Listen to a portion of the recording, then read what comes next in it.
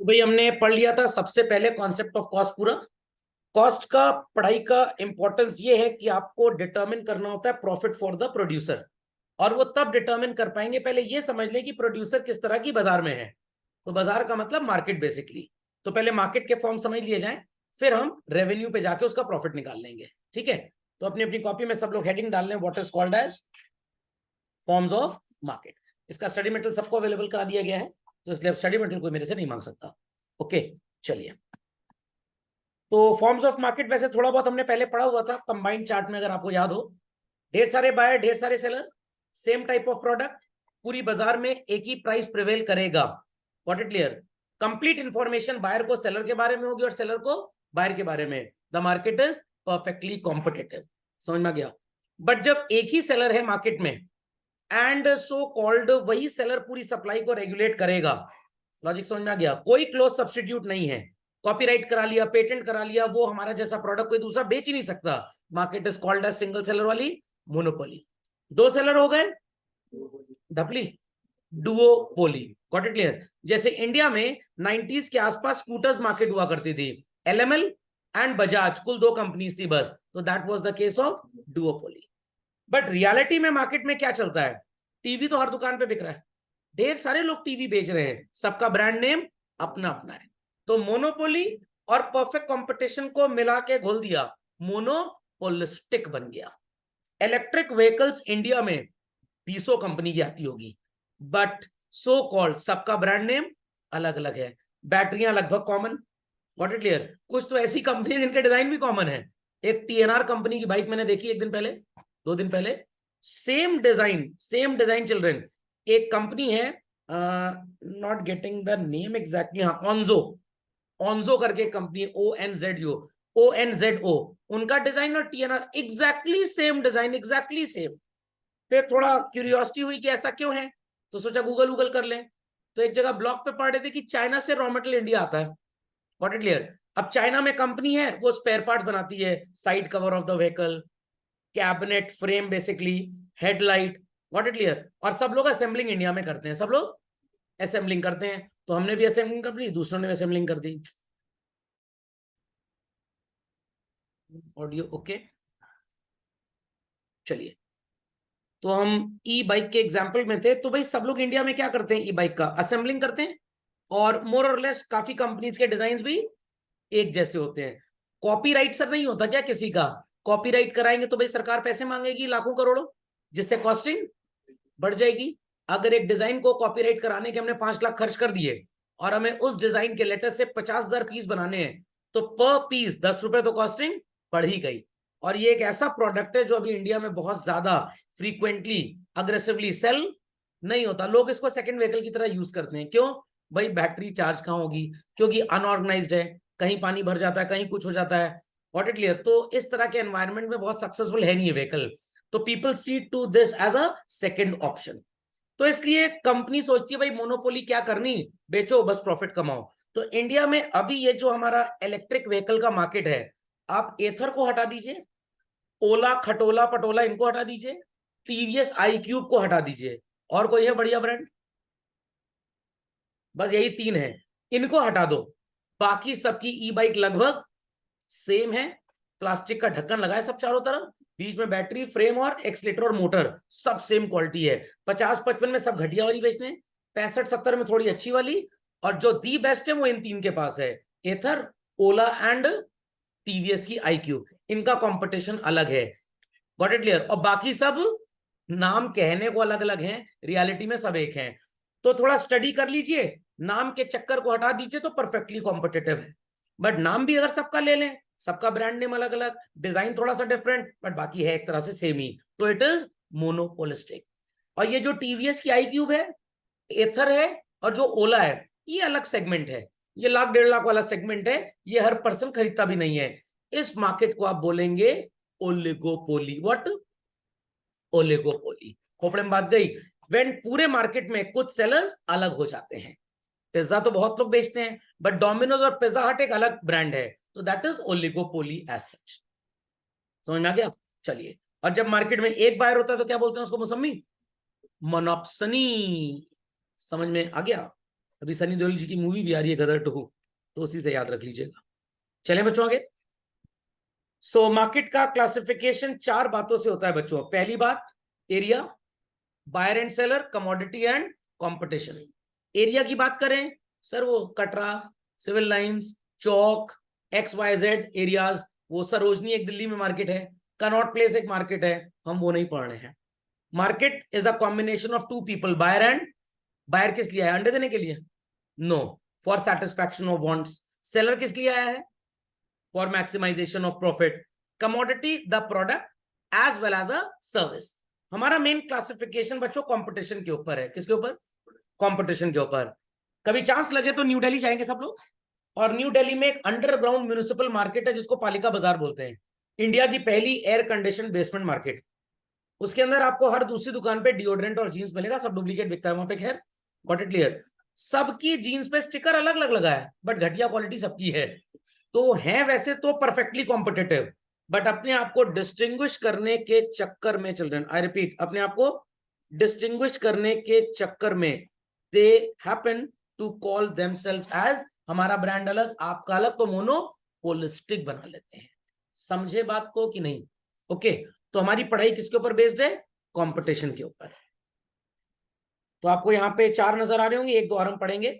Monopoly, oligopoly, monopolistic and perfectly competitive. झटपट इसको update कर लीजिए। एक इसमें खांचा और ड्रॉ करके, एक और ड्रॉ करके बच्चों ऐड कर लेंगे आप what is called as, what is called as children, monopsony. क्या ऐड करेंगे इसमें? मोनोप्सनी।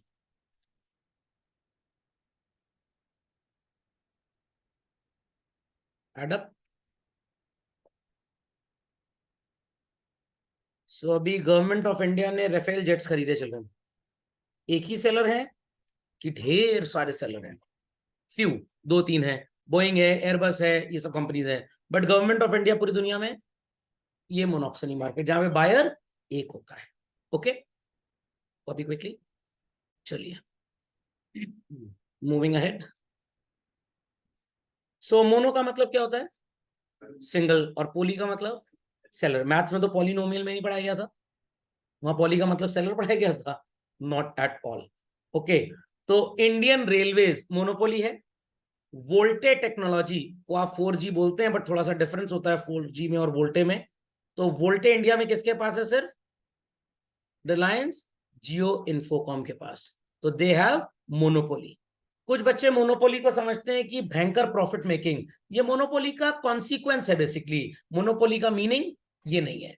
तो मोनोपोली का सिंपल मीनिंग होता है the market having only one seller, and that single seller has complete control over the type of goods or services that they are or she is willing to sell. As a result, कहीं ना कहीं उसमें फिर rampant profit making चली आती है। तो government of India को पता है कि भाई हमारा कोई सब्स्टिट्यूट नहीं है। जैसे ही कोविड खत्म हुआ, सारे कंसेशंस खत्म कर दिए गए। क्यों कंसेशंस खत्म कर दिए गए? आप लोग मेरे को बताएं बच्चों, सीनियर सिटीजन का कंसेशन होता था, इजंट इट? फीमेल्स के केस में 58 इयर्स को सीनियर मानते थे, और मेल्स के केस में 60। Females use to get 50% discount in railway ticket, and males use to get 40% discount AC 3 tier 2 tier first सब में। गवर्नमेंट ने सब खत्म कर दिया। अब कोई भी ये सीनियर सिटीजन डिस्काउंट कोटा होता ही नहीं है। इवन मैक्सिमम ट्रेन्स में डायनेमिक प्राइसिंग का कॉन्सेप्ट चालू कर दिया। मैक्सिमम ट्रेन्स में चलन, मैक्सिमम। वंदे भारत जैसी ट्रेन बना दी जिसका फेयर ही बहुत भयंकर कर दिया। Government of India is doing good और बैड? गुड और बैड? गुड और बैड? भाई सोशली बैड, इकोनॉमिकली गुड। क्यों? गवर्नमेंट कह रही है जितने 60 साल से ऊपर वाले होते हैं ना, इनके पास पैसा बहुत होता है। क्यों? इन्होंने बहुत कमाया अपने जीवन में। देयर आफ्टर दूसरा डेटा, फ्लाइट्स का ऑपरेशन इंडिया में छोटी छोटी जगहों से स्टार्ट कर दिया गया। डेटा है गवर्नमेंट के पास कि स्टार्टिंग के कुछ मंथ्स को आप छोड़ दीजिए, बाद में भयंकर लोग फ्लाइट ऑपरेशंस यूज करते हैं। फ्लाइट में तो कोई डिस्काउंट नहीं मिलता ना किसी को। तो जो लखनऊ से न्यू दिल्ली एयर ट्रैवल कर सकता है 6,000 रुपए में, वो क्या 2,500 का ट्रेन का टिकट नहीं खरीद सकता? तो क्यों हम 2,500 के ट्रेन के टिकट में आंटी को 50% और बुढ़े अंकल दादाजी को 40% डिस्काउंट दे? उनकी पेइंग कैपेसिटी है, उनकी पेइंग कैपेसिटी है। What it clear? अब ये सीनियर सिटीजन बोले हम तो सीनियर सिटीजन हैं, तो पैसा नहीं है तुम्हारे पास। इनके जो बच्चे हैं वो बड़े चतुर होते हैं, वो पैसे खुद कमाते हैं और अपने पापा और मम्मी को अपनी इनकम को गिफ्ट कर देते हैं, ताकि इंटरेस्ट इनकम इनके नाम पे लग जाए और बच्चे क्या टैक्स भी बच जाए। तो इस तरह से लोग टैक्स भी बचा लेते हैं पापा मम्मी के नाम एफडी करा के सीनियर सिटीजन में।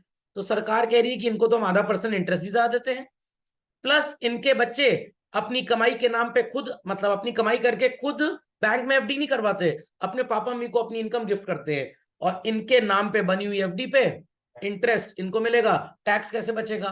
भाई मैं पैसा कमा रहा हूं, मैं एफडी करवा दूं, एफडी से मेरे को इंटरेस्ट आएगा, तो मेरे को अपनी कमाई पे और एफडी की इंटरेस्ट वाली कमाई पे दोनों पे टैक्स देना पड़ेगा।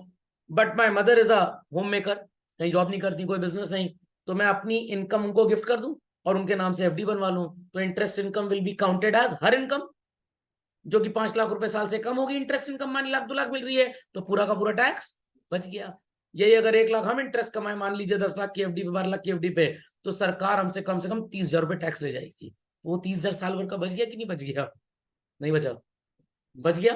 प्लस अंडर सेक्शन, टैक्स की क्लास नहीं है बट बता देता हूं, 80 TTB of the income tax act, senior citizen को सेविंग अकाउंट और एफडी मिलाकर साल भर की 50,000 रुपए की इंटरेस्ट इनकम पे हम टैक्स छोड़ते हैं।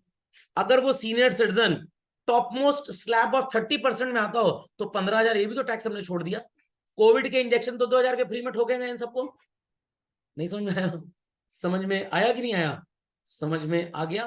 तो ये सारे बेनिफिट्स हम इनको दे रहे हैं, और जब ये बुढ़े घूसट फ्लाइट अफोर्ड कर सकते हैं तो ये ट्रेन का भी खर्चा अफोर्ड कर सकते हैं।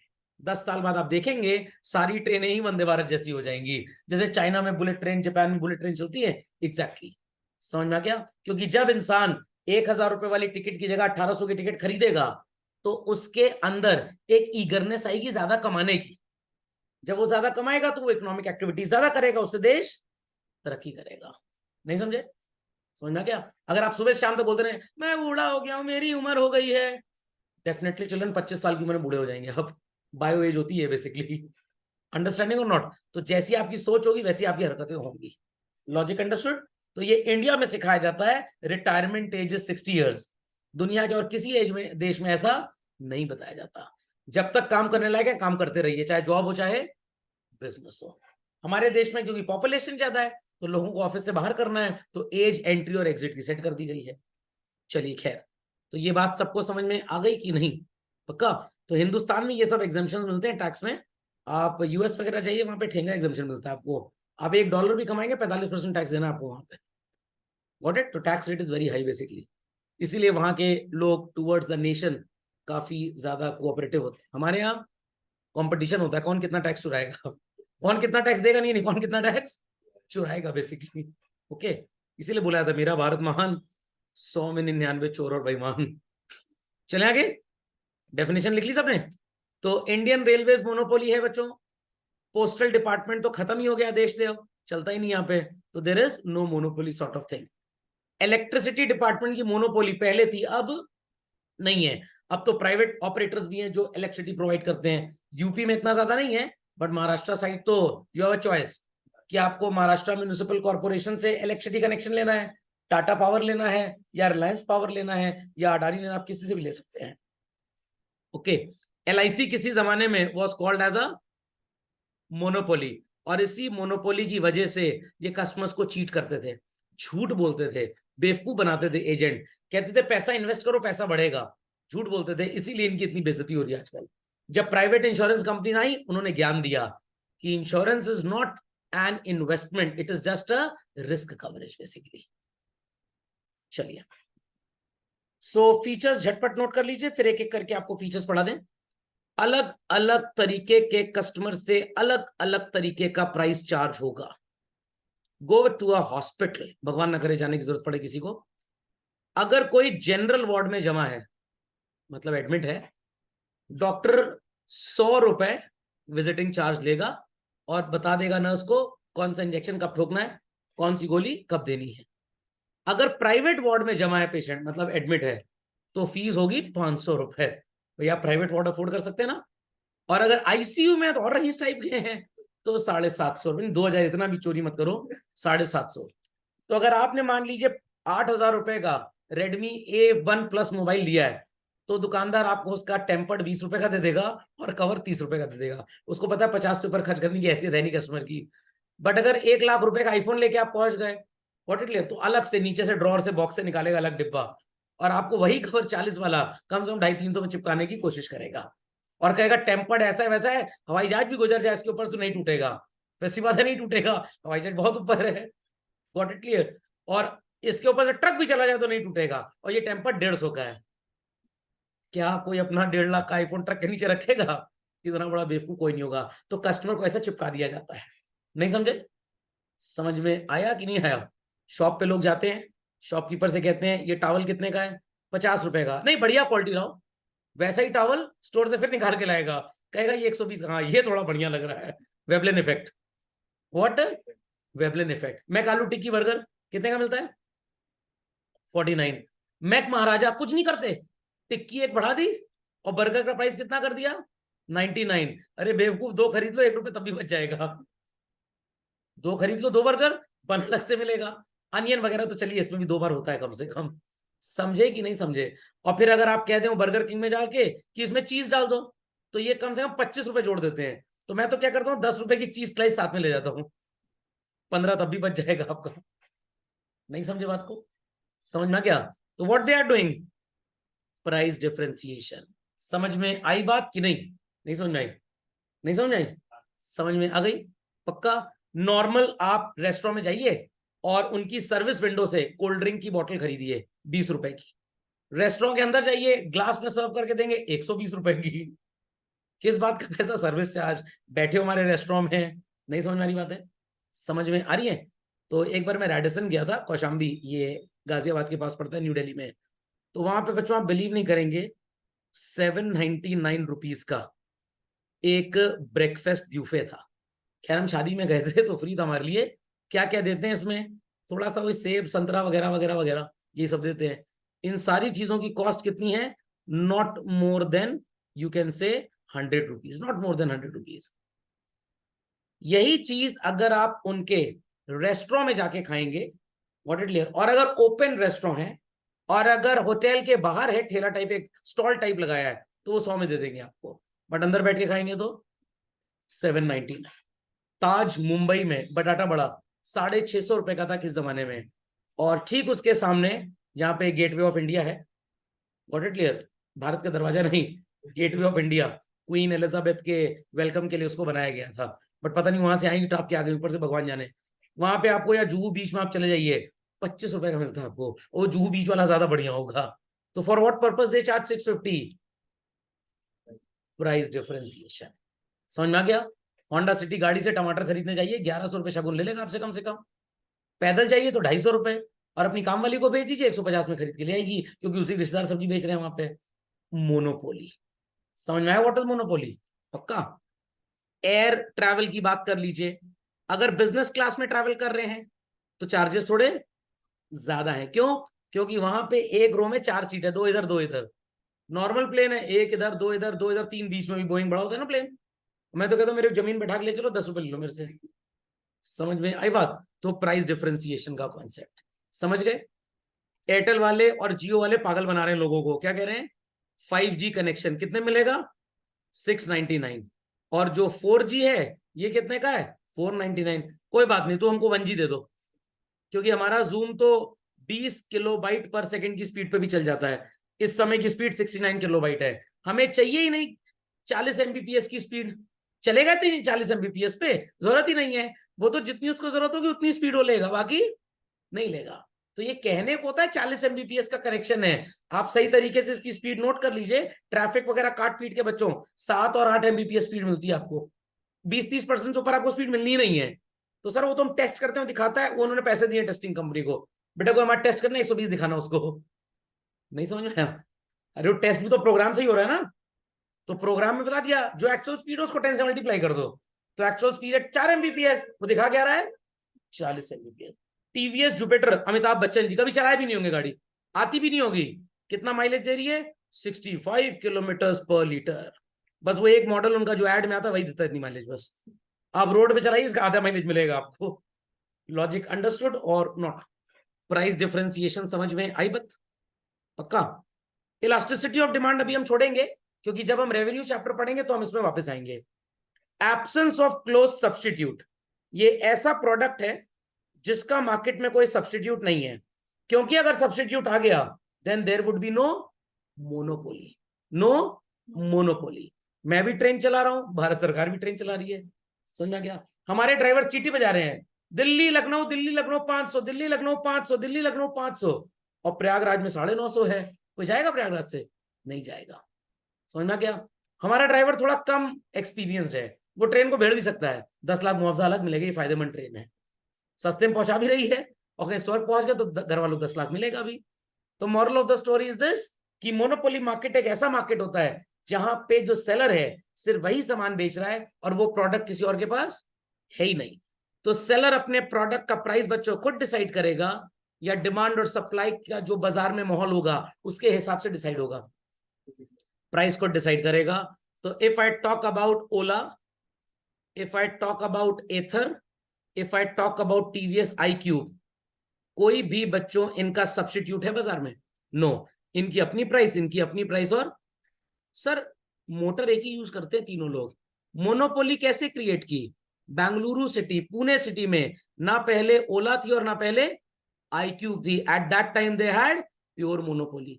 अच्छा, आज ओला और टीवीएस iQube बेंगलुरु, पुणे और वो नीचे की जो वी बेल्ट ऑफ इंडिया है वहां पे सब ज्यादा है, दिल्ली में इनका शोरूम है। खैर, कैसे मोनोपोली क्रिएट की? हर 5, 10, 15 किलोमीटर पे अपना चार्जिंग स्टेशन खोल दिया, अपना बैटरी रिप्लेसमेंट स्टेशन खोल दिया, जो ना ओला के पास है अभी ना, तो ये सिर्फ इन्हीं के पास और किसी के पास नहीं है। तो सिर्फ प्रोडक्ट नहीं, प्रोडक्ट के साथ जो सर्विसेज हैं उसका भी सो कॉल्ड एक्सक्लूसिविटी इनके पास है, तब जाके मोनोपोली बनती है। कल को सर मान लीजिए एग्जैक्टली सेम हो गई तीनों की सर्विसेज, ठीक है, ब्रांड नेम डिजाइन वगैरह तो अलग रहेगा ना, तो मोनोपोलिस्टिक बन जाएगा। फिर ये क्या बन जाएगा? मोनोपोलिस्टिक। तो रियल वर्ल्ड जो होता है वो परफेक्टली कॉम्पिटिटिव से सब्जी मंडी में नजर आता है, बस सब्जी मंडी में भी नहीं होता। खैर, कोई आलू थोड़ा ऊपर ठेले पे बेच रहा है, कोई थोड़ा प्लेटफॉर्म पे बेच रहा है, कोई एकदम जमीन पे बैठा है कि नाली पानी नहला के जाए आलू को। तो जितने जमीन पे आलू बेच रहे हैं, जिनके आलू नाली के पानी से नहाएंगे और पौष्टिक हो जाएंगे, कोविड इम्यूनिटी प्रदान करेंगे आपको, वो परफेक्टली कॉम्पिटिटिव। ठीक है, समझ में आ गया? और सो कॉल्ड होम डिलीवरी सब्जी मंडी में आलू की सिर्फ मैं दे रहा हूं, बाकी 15 सब्जी वाले और कोई नहीं दे रहा। It is monopoly, it is monopoly. Delhi में मारुति के 10 शोरूम्स हैं, मारुति के 10 शोरूम है, सब में आपको same product, same price, same loan facility, सब कुछ सेम मिलेगा। तो आपस में वो भी क्या हो जाएंगे? Perfectly competitive. समझना क्या? बट अगर हर जगह कुछ ना कुछ सर्विसेज फर्क है हर जगह, तो मोनोपोलिस्टिक होगा, मोनोपोली नहीं होगा। मोनोपोली का मतलब सिंगल सेलर। व्हाट? सेलर तो ढेर सारे हो गए ना यहाँ पे। समझ में आ रही बात? ये समझ में आ गया एब्सेंस ऑफ क्लोज सब्स्टिट्यूट। तो एंड्रॉइड सैमसंग भी बनाता है, मोटरोला भी बनाता है, रेडमी, रियलमी, टीएलमी सब बनाते हैं। इट इज मोनोपोलिस्टिक क्योंकि सबका यूजर इंटरफेस अलग है। बट आईओएस तो सिर्फ एप्पल के पास है और किसी के पास नहीं है। कल को हो सकता है सैमसंग वाले भी आईओएस बनाने लग जाए। ऐसा होगा कि नहीं होगा? बिल्कुल होगा, बिल्कुल होगा। विचारधारा बड़ी करिए। शाहजहां के राज में अगर कोई बोलता कि चंद्रायन बनेगा 3, 4, 5, शाहजहां क्या बोलते हैं? सर कलम कर दो इसका। आंसर आज हो रहा है कि नहीं? फैक्ट। कभी किसी ने सोचा था नोकिया मार्केट से बाहर जाएगा? आपने नहीं सोचा, क्योंकि आपकी जनरेशन की बात नहीं। पापा से पूछिएगा, मोबाइल फोन का मतलब नोकिया होता था। मोबाइल फोन का मतलब नोकिया। जैसे भाई वाटर पंप खरीदना, तो वाटर पंप नहीं, कंपनी इतनी फेमस हो गई, जरा 2 टुल्लू देना। Tullu was the name of the company, used to manufacture water pumps. But product इतना फेमस हो गया कि वो ब्रांड से जाने लग गया। Maggi, it is actually not Maggi, it is Nestle noodles. इसका ब्रांड नेम मैगी है। आज मैगी खाएंगे, मैगी कैसे खाओगे भैया? नूडल्स खाओगे, मैगी नूडल खाओगे, होगा ना? मैगी खाएंगे, मैगी ब्रांड नेम है, ब्रांड नेम को कैसे खा जाओगे? नहीं समझे? जीन्स का मतलब इंडिया में रफ एंड टफ और न्यूपोर्ट होता था। जब इंडिया में जीन्स लॉन्च हुई तो रफ एंड टफ और न्यूपोर्ट ऐसी कंपनी थी जो 399, 499 में जीन्स बेचा करती थी। इन्होंने लोगों को सिखाया जीन्स पहनना। पहले तो जीन्स बहुत महंगी आया करती थी, तो कभी किसी ने नहीं सोचा था कि हमारा ये नोकिया को ठोक दिया जाएगा। गए थे गूगल वाले उनके पास कि भाई हमारा ऑपरेटिंग सिस्टम ले लो, बट उनके अंदर तो रोप था, हम ही हमें, बाकी सब चीनी कम पानी कम है। पर जब निपट गए समझ में आया। तो आज की तारीख में बच्चों ये बातें बहुत कम पता है टेलीकॉम इंडस्ट्री में लोगों को। एप्पल के पास भी इतना अच्छा डिस्प्ले नहीं है जितना सैमसंग के पास है। Samsung phone are known for their display. तो एप्पल ने सोचा भैया बहुत R&D करना पड़ेगा, रिसर्च एंड डेवलपमेंट, और टक्कर दे नहीं पाएंगे और पैसा ज्यादा लग जाएगा। तो ये एकदम मैं आपको प्राइवेट बात बता रहा हूं, सैमसंग से वो डिस्प्ले खरीदते हैं।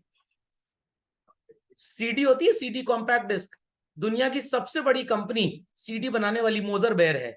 सैमसंग अपनी सीडी भी कुछ उन्हीं से बनवाता है। रेडमी का फोन भी फॉक्सकॉन की उसी फैक्ट्री में बनता है जहां पे एप्पल बनता है। रेडमी का अपना प्लांट भी है। समझ में आ गई बात? पक्का। मित्सुबिशी कितना अच्छा एसी बना ले, एलजी कितना अच्छा एसी बना ले, कंप्रेसर 2 ही 4 कंपनी में आती है बस पूरी दुनिया में, कैरियर, देन वो एक कौन सी कंपनी है, टेक्यूमेशा और वोल्टास, ये 2 4 कंपनीज है बस। अब सर मित्सुबिशी का एसी हमारे घर में लगा है, बट उसमें तो इन तीनों में से किसी का कंप्रेसर नहीं है।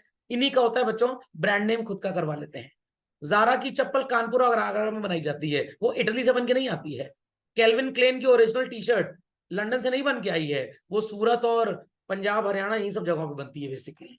बट नाम क्रिएट कर दिया, ब्रांड क्रिएट कर दिया, तो क्या बन गई? मोनोपोली बन गई। समझ में आई बात कि नहीं आई बात? पक्का। और यूट्यूब पे 1000 कंपेयर्स हैं, आईफोन बेटर है कि ये बेटर है। अरे पागल कहेंगे, दोनों एक ही चीज है, कोई फर्क नहीं है। समझना क्या? सिर्फ ऑपरेटिंग सिस्टम थोड़ा सा फर्क है, वो भी आपस में दोनों ने सेटिंग की हुई है। अब गूगल ने भी और एप्पल ने भी। देखो हम तुम्हारे ऊपर केस करेंगे, तुम हमारे ऊपर केस करोगे, होना वाना कुछ नहीं है। 2 बिल्लियों की लड़ाई में बंदर फायदा उठा जाएगा, मतलब कस्टमर। समझ में गया? तो भाई हम भी थोड़ा सा तुम्हारा सॉफ्टवेयर टीप लेते हैं, तुम थोड़ा सा हमारा टीप लो, तुम भी सुखी रहोगे और हम भी। मार्केट में इतना पोटेंशियल है भाई, कस्टमर दोनों को मिलते रहेंगे। अंडरस्टूड और नॉट? और लोग कहते हैं कि आईफोन बेटर है कि एंड्रॉइड बेटर, दोनों एक जैसा है, कोई बेटर और पुअर नहीं है। समझ में आया कि नहीं है? जैसे बीजेपी अच्छी, कांग्रेस अच्छी, अरे सब एक है।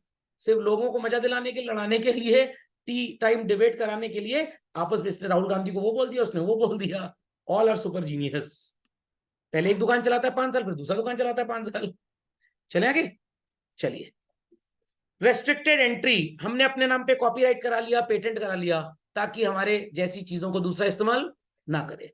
तो मारुति वालों ने कार बेचनी स्टार्ट की, ऑल्टो K10, हुंडई वालों ने i10। वो i20 लेके आई, ये K20 ले आएंगे। Not getting? समझ में आ गया? पक्का। तो लगभग मोर और less things are same. Maruti वाले मारुति की इग्निस लेके आते हैं, टाटा वाले वो क्या कहते हैं, कौन सी गाड़ी उनके पास भी छोटी वाली, अरे टाटा की एक छोटी गाड़ी क्या बोलते हैं, नाम याद करिए। अरे टाटा की ऑल्टो नहीं आती भाई। टियागो। नहीं टियागो नहीं, टियागो तो खत्म हो गई। अरे वो एक छोटी गाड़ी एकदम, क्या बोलते हैं उसको, हैरियर की जैसी छोटी छोटी हैरियर, क्या बोलते हैं, देखिए देखिए गूगल करिए, अच्छा गूगल करिए। हाँ बच्चों, क्या आ गया, टाटा की कौन सी गाड़ी है छोटी वाली, पंच। तो भाई मारुति वाले बेच रहे हैं इग्निस के नाम पे, टाटा वैसी ही कमोडिटी को पंच के नाम से बेच देता है। और अभी Hyundai वालों ने लॉन्च किए एक्स्टर करके। तो मारुति की इग्निस, रेस्ट्रिक्टेड एंट्री कि उस नाम की गाड़ी और कोई नहीं बेचेगा, ठीक है। टाटा कह रहे हैं हम पंच के नाम से बेचेंगे, Hyundai कह रहा है हम हेक्स्टर के नाम से बेचेंगे। थिंग्स आर सेम, सिर्फ एक कॉपीराइट करा लिया, एक ब्रांड रजिस्टर करा लिया, एक पेटेंट करा लिया, एक ट्रेडमार्क करा लिया, जिससे कोई दूसरा सेलर हमारे प्रोडक्ट की डुप्लीकेसी नहीं कर पाएगा। समझ गए बात को? समझ गए? As it is known children, the seller will always and always be one. Firm का मतलब क्या होता है, सिंगल बिजनेस यूनिट, और इंडस्ट्री का मतलब होता है सबका ग्रुप। यहां तो एक ही तरह का बिजनेस है, तो फर्म और इंडस्ट्री दोनों एक ही है। फर्म और इंडस्ट्री दोनों एक ही है। नहीं समझ में आई बात? फर्म का मतलब Maruti Suzuki India limited, automobile industry का मतलब Maruti, Tata, Hyundai, Chevrolet, General Motors, सब, महिंद्रा, सब। बट यहां पे एक ही सेलर है, तो फर्म और इंडस्ट्री का मतलब भी क्या होगा, एक ही होगा। समझ गए बातों को? चलिए, मोनोपोली के कॉजेस लिख लें झटपट।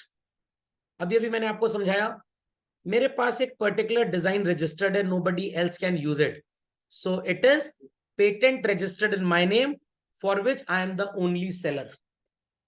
रिसोर्सेस को हम ही कंट्रोल करेंगे।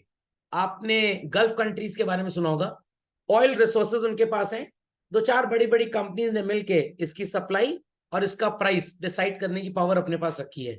ये अगर महंगा देंगे तो आपको महंगे में मिलेगा, सस्ता देंगे तो सस्ते मिलेगा। What they tend to create monopoly. Cartel भी यही होता है बच्चों, group of firms basically.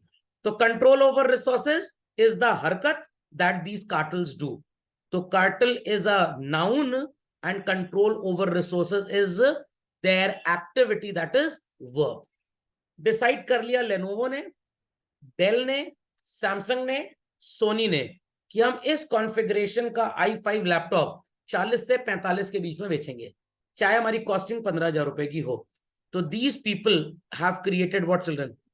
Monopoly. Created what? Monopoly. तो सर ये तो 4-5 हो गए, आप तो एक सेलर की बात कर रहे हैं। ये 5 अलग अलग सेलर्स हैं, बट इन्होंने अपने बिजनेस को एक ग्रुप में जोड़ लिया, और ग्रुप का नाम क्या हो गया?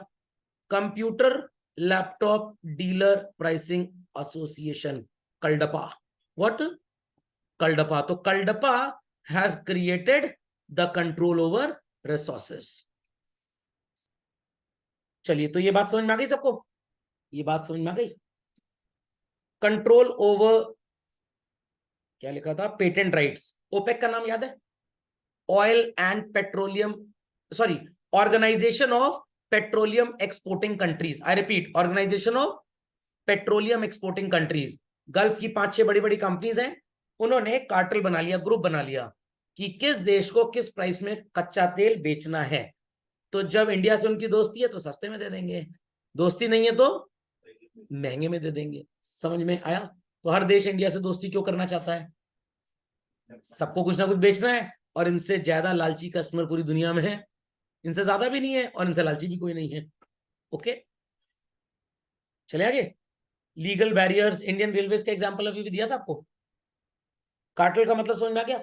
The group which controls the supply of resources. Like Lucknow city के सारे बिल्डर्स एक हो जाएं और प्राइस सेट कर लेंगे, 3 BHK अपार्टमेंट इस पर्टिकुलर प्राइस से कम में बेचना ही नहीं है हमको। आई रिपीट, इससे कम प्राइस में बेचना ही नहीं है। तो क्या आप चाह के भी सस्ते में खरीद पाएंगे? नहीं खरीद पाएंगे। तो they have created what? Monopoly.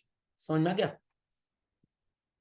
चलिए, अगली हेडिंग लिख लीजिए कॉपी में, oligopoly. Oggy and the cockroach मत लिख लीजिएगा। तो मैंने आपको एग्जांपल दिया, ढेर सारी electric vehicle producers and sellers India में हैं, जिसमें से Ola as well as Ather as well as TVS iQube, इनका आपस में कंपटीशन है। क्या एथर वाले ओकिनावा से कॉम्पीट करेंगे? ओंजो से कॉम्पीट करेंगे? दे have a different competition. Car बेचने वाली बहुत कंपनीज है इंडिया में, बट 50 लाख से ऊपर की कार बेचने वाली 2-4 कंपनी ही आपको मिलेगी। क्या मर्सिडीज मारुति के साथ कॉम्पीट करेगी? Not at all. सो ढेर सारे सेलर्स आर देयर, बट इनका एक अपना अलग से ग्रुप है, फ्यू सेलर्स का। That market is known as oligopoly. So ये भी एक तरह की मोनोपोली ही होती है बच्चों। So it is a market situation in which an industry has few firms. ये ढेर सारे आपको नजर आ रहे हैं सेलर्स चिल्ड्रन। अब यहां पे मैं कुछ लिंक क्रिएट करूंगा। If we take about Mercedes children, we take about Audi, that's it. इन दोनों का बच्चों, आई रिपीट, इन दोनों का क्या कोई भी कंपटीशन सो कॉल्ड, ये तो बंदी हो गए बेचारे, महिंद्रा, मारुति, वॉक्सवैगन या टोयोटा के साथ होगा? अब आपको एक बात शायद नहीं पता होगी, वॉक्सवैगन और ऑडी चाचा भतीजा है। नहीं समझे? नहीं समझे? वॉक्सवैगन सस्ती गाड़ियां बेचता है महिंद्रा और मारुति के साथ कॉम्पीट करने के लिए। इन्हीं की जो लग्जरी ब्रांड है that is Audi. Peter England, हमारे आदित्य बिरला ग्रुप, ये जो LNT ग्रुप है अपना, लार्सन एंड टूब्रो, ये इनका कंस्ट्रक्शन विंग है। आदित्य बिरला ग्रुप का सस्ता कपड़ा है। लुई फिलिप और वैन हुसैन उसी ग्रुप का महंगा कपड़ा है। समझ में आया कि नहीं आया? पक्का? अब पीटर इंग्लैंड के शोरूम में जाके मेरी तरह मत बोलिएगा पीटर इंग्लैंड को और डिस्काउंट दे दो, बोलेगा तो पीटर इंग्लैंड है, तो कोई बात नहीं, उनको पीटर लखनऊ दे दो। समझ में आया? समझ में आया कि नहीं? पक्का? कंफर्म? चलिए, तो एक फेमस रेस्टोरेंट है इलाहाबाद में, बड़ा पुराना children, called as El Chico. इनकी बेकरी के जैसी पूरे इलाहाबाद में कोई बेकरी नहीं। ताज के बराबर इन्होंने प्राइसेस रखे हुए हैं सामान के। It is monopoly. फिर इनका एक रेस्टोरेंट है वेजी वेज। ये बाजार से कॉम्पीट करने के लिए खोला गया है कि यहाँ पे हमारी तरह दलित गरीब कस्टमर भी जा सकें। This is called as what is known as children monopolistic. Perfectly competitive बोल नहीं सकता। And then they have a properly air condition restaurant and rooftop. ये प्रयागराज सिटी में एक दो ऐसे होंगे, सब ऐसे नहीं है। It is known as what children? Oligopoly. तो आपको मुंबई में ढेर सारे 5 स्टार 7 स्टार तो नजर आएंगे, उनके जैसे भी ढेर सारे, बट वो स्टार रेटेड नहीं है। स्टार रेटेड नहीं है।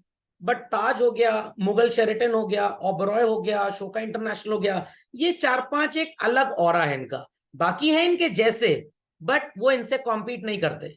तो ताज की जो सर्विस आपको मिलेगी फॉर बुकिंग अ रूम से एट 10,000 रुपी, दूसरा होटल आपको हो सकता है 4,500 में वैसी सर्विस दे दे, बट ताज का कंपटीशन इनके साथ नहीं है। तो ताज किसके साथ कॉम्पीट करेगा? मुगल शेरेटन के साथ, मौर्य शेरेटन के साथ, ओबरॉयज के साथ। तो ये क्या हो गया? ओलिगोपोली हो गया। समझ में आ गया? तो कल को मर्सिडीज और ऑडी अगर 5-5, 6-6, 8-8 लाख में गाड़ियां बेचने लग जाएं, तो they will compete with Mahindra, Maruti and so called Toyota. अब टोयोटा की लैंड क्रूजर गाड़ी है, प्राडो गाड़ी है, इसका कंपटीशन किसके साथ है बच्चों? मर्सिडीज और ऑडी के साथ। They become oligopoly. बट जब टोयोटा अपनी सो कॉल्ड इनोवा गाड़ी बेचता है, तो वो मारुति की कौन सी गाड़ी आती है महंगी वाली थोड़ी, और थोड़ी महंगी और ऊपर जाइए, फ्रॉन्क्स के भी ऊपर जाइए, विटारा ब्रीजा। तो जब ये टोयोटा वाले अपनी 25-30 लाख की गाड़ी बेचते हैं, तो ये मारुति के साथ और महिंद्रा के साथ कॉम्पीट करते हैं। समझ में आ गया? तो इनका कंपटीशन अलग है। बट जब ये 1 करोड़ 1.5 करोड़ की प्राडो गाड़ी या रेंज रोवर, लैंड रोवर वगैरह जो भी है, मतलब सो कॉल्ड बेचते हैं, तो इनका कंपटीशन इनके साथ होता है। It is what children? Oligopoly. समझ में आ गया? पक्का? तो जैगवार लैंड रोवर क्या मारुति के साथ कॉम्पीट करेगा? मारुति वाले कहते हैं धनतेरस के शुभ मुहूर्त पे गाड़ी खरीदिए, चांदी का सिक्का फ्री पाए। रेंज रोवर क्या कहेगा? हम पूरा पेंडेंट सेट मम्मी के लिए दे देंगे। रेंज रोवर इस तरह की घटिया एडवर्टाइजमेंट करेगा, उसकी गाड़ी बिकनी बंद हो जाएगी। तो इस तरह की घटिया एडवर्टाइजमेंट नहीं करते। एक बार मैं रेंज रोवर के शोरूम में चला गया, मैंने कहा माइलेज कितना है? कह रहा सर आउट ऑफ स्टॉक चल रहा है अभी सामान। मैं समझ गया मेरी हैसियत नहीं खरीदने की। तो 2.5-3 करोड़ रुपए की जो गाड़ी खरीदेगा, मेरे को समझ में नहीं आता, 2.5-3 करोड़ गाड़ी खरीदते हैं, पूरा घर खरीद लो, सुपर एयर कंडीशन। बट जब आपके पास साल की कमाई 10-20 करोड़ की होती है ना, तो फिर आपको ये ऑल्टो केटन पसंद नहीं आती है। नहीं समझ में आया? नहीं समझ में आया? जब हम स्टूडेंट थे तो रोड साइड रेस्टोरेंट में खाना खाते थे, अब कमाने लग गए, अब रोड साइड में थोड़ा इज्जत का फालूदा निकल जाता है, तो रेस्टोरेंट में जाएंगे। और थोड़े पैसे आ गए तो बढ़िया रेस्टोरेंट में जाएंगे। समझ में आया कि नहीं आया? It depends upon the greenery in your pocket. तो ओलिगोपोली समझ में आ गया बच्चों? पक्का? ढेर सारी कंपनी लैपटॉप बनाती है, ढेर सारी, बट एप्पल का मुकाबला मैकबुक प्रो के साथ है।